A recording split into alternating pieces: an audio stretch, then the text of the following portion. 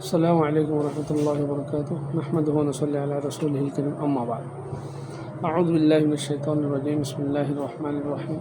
إن الله لا يغير بقوم حتى يغيروا ما بأنفسهم. صدق الله مولانا العظيم. সম্মানিত কাছে দূরে অবস্থানরত সমস্ত পরিচিত সকলের প্রতি শুভেচ্ছা ও অভিনন্দন।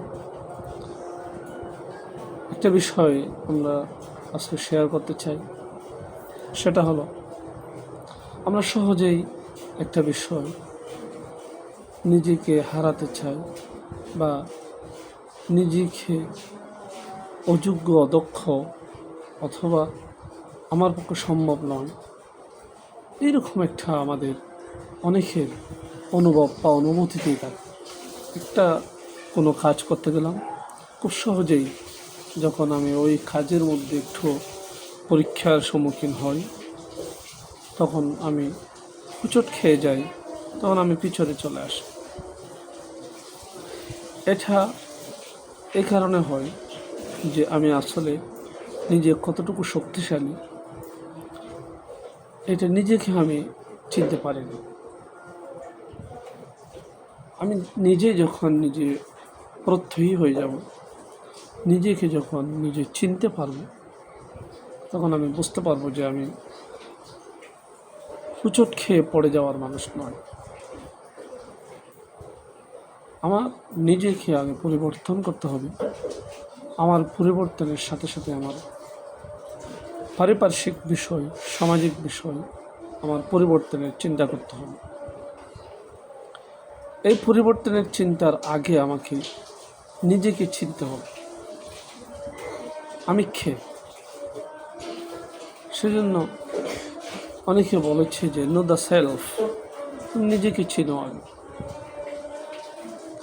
নিজের পরিচয়টা যখন আমার নিজের কাছে থাকবে, আমি কে, তখন আমার কাজ করতে সহজ হবে। আমার আত্মপরিচয়টা, আত্মমর্যাদা বোধটা আমার কাজে সহযোগিতা করবে।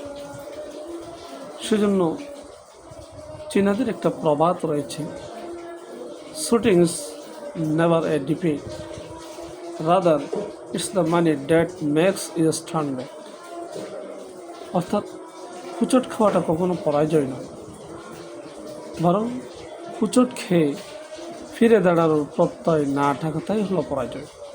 সেজন্য আমরা হোঁচট খাব।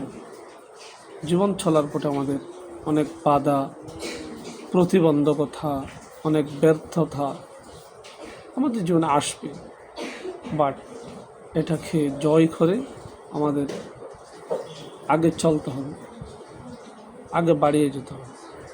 সেজন্য আমাদের দৃঢ় তথ্যই থাকতে হবে যে আমাকে অনেক দূর যেতে হবে। এই দৃঢ় প্রত্যয় এবং দৃঢ় মনোভাসনা